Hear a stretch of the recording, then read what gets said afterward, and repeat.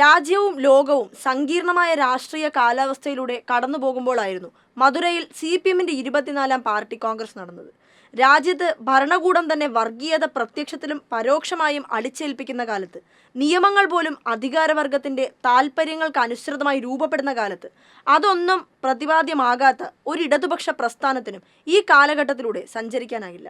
ആ യാഥാർത്ഥ്യം ഉൾക്കൊണ്ട് തന്നെയാണ് മധുരയുടെ 5 പകലിരവുകൾ ഈ വിഷയങ്ങളെയെല്ലാം സമഗ്രമായി വിലയിരുത്തിയതും CPMന്റെ തുടർന്നങ്ങോട്ടുള്ള രാഷ്ട്രീയ മുന്നേറ്റങ്ങൾക്കായി പുതിയ പദ്ധതികളുടെയും പ്രചാരണങ്ങളെയും പന്താവ് തുറന്നിടുന്നതും. വർഗീയതയ്ക്കും നവ ഉദാര നയങ്ങൾക്കും ഹിന്ദുത്വ കോർപ്പറേറ്റ് കൂട്ടുകെട്ടുകൾക്കുമെതിരെ ഉരുക്ക് പ്രതിരോധം തീർക്കുമെന്ന പ്രഖ്യാപനത്തോടെയായിരുന്നു പാർട്ടി കോൺഗ്രസിന് സമാപനം കുറിച്ചത്.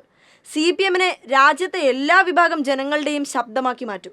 ജാതിയുടെയും മതത്തിന്റെയും പേരിൽ മതിലുകൾ തീർക്കാനുള്ള ശ്രമങ്ങളെ ചെറുത്തു തോൽപ്പിക്കും. ലിംഗപരമായ അടിച്ചമർത്തലുകളിൽ ഉൾപ്പെടെ പാർട്ടി ശക്തമായ ഇടപെടൽ നടത്തും. ഇടതുപക്ഷത്തിന്റെയും CPMന്റെയും സ്വതന്ത്ര അടിത്തറ ശക്തമാക്കും. ഇന്ത്യ എന്ന ആശയത്തെയും നമ്മുടെ ബഹുസ്വരതയെയും സംരക്ഷിക്കാൻ വിപുലമായ മാർഗനിർദ്ദേശങ്ങൾ പാർട്ടി കോൺഗ്രസിൽ ആവിഷ്കരിച്ചിട്ടുണ്ട്.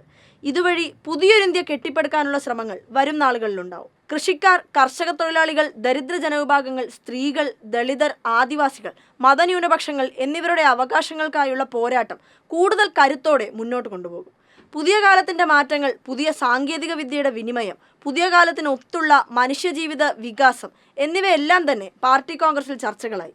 പുതിയ ശാസ്ത്ര ഗവേഷണ മേഖലയിലും നിർമ്മിത ബുദ്ധി അടക്കമുള്ള അത്യാധുനിക സാങ്കേതിക രംഗത്തുമെല്ലാം ചൈന അടക്കമുള്ള സോഷ്യലിസ്റ്റ് രാജ്യങ്ങൾ നടത്തുന്ന മുന്നേറ്റങ്ങൾ നമ്മൾ മാതൃകയാക്കേണ്ടതുണ്ട്. വർത്തമാനകാല ഇന്ത്യൻ രാഷ്ട്രീയത്തിന്റെ ഗതിവിഗതികൾ വിശകലനം ചെയ്ത പാർട്ടി കോൺഗ്രസ് ഇനി വരാനിരിക്കുന്ന തിരഞ്ഞെടുപ്പുകളിൽ BJP വിരുദ്ധ വോട്ടുകൾ പരമാവധി ഏകോപിപ്പിക്കുന്ന അടവുനയമായിരിക്കും സ്വീകരിക്കേണ്ടതെന്ന് വ്യക്തമാക്കിയിട്ടുണ്ട്. സംസ്ഥാനങ്ങളിലെ വ്യത്യസ്തമായ രാഷ്ട്രീയ സാഹചര്യങ്ങൾക്കനുസരിച്ച് ഇക്കാര്യത്തിൽ യുക്തമായ തീരുമാനമെടുക്കാം. പാർട്ടിയുടെ സ്വതന്ത്രശേഷി വർദ്ധിപ്പിക്കാനുള്ള പരിപാടികൾ ആവിഷ്കരിക്കുമെന്ന് കരട് രാഷ്ട്രീയ പ്രമേയത്തിൽ സൂചിപ്പിക്കുന്നുണ്ട്. രാജ്യത്തിന്റെ ഫെഡറലിസം എന്ന വാക്ക് ഓരോ നിമിഷവും ഓർമ്മപ്പെടുത്തേണ്ട കാലം മുൻപ് നമുക്കുണ്ടായിട്ടില്ല. അതിനാൽ തന്നെ അതുമായി ബന്ധപ്പെട്ട് തമിഴ്നാട് മുഖ്യമന്ത്രി MK സ്റ്റാലിൻ ഉൾപ്പെടെയുള്ളവർ പങ്കെടുത്ത സെമിനാർ സംഘടിപ്പിക്കപ്പെട്ടു. അതുപോലെ തന്നെ ദുരിതമനുഭവിക്കുന്ന പലസ്തീൻ ജനതയ്ക്കുള്ള ഐക്യദാർഢ്യം വിശ്വമാനവികതയുടെ താരതമ്യമില്ലാത്ത ഐക്യപ്പെടലായി മാറി.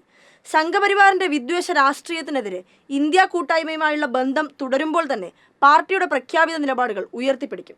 BJP സർക്കാരിന്റെ വലതുപക്ഷ സാമ്പത്തിക നയങ്ങളോടും ഹിന്ദുത്വ വർഗീയതയോടും സമരസപ്പെട്ടു പോകുന്ന കോൺഗ്രസ് നയങ്ങളെ കൃത്യമായി വേർതിരിച്ചു കാട്ടുകയും ചെയ്യും. എല്ലാത്തിനുമുപരി ഇടതു പാർട്ടികളുടെ ഏകോപനം ശക്തിപ്പെടുത്തേണ്ടതിൻ്റെയും യോജിച്ചുള്ള പോരാട്ടങ്ങൾ കൂടുതൽ സജീവമാക്കേണ്ടതിൻ്റെയും ശ്രമങ്ങൾക്കായി മുൻകൈ എടുക്കാൻ കൂടി തീരുമാനിച്ചാണ് പാർട്ടി കോൺഗ്രസ് പരിസമാപ്തിയാകുന്നത്.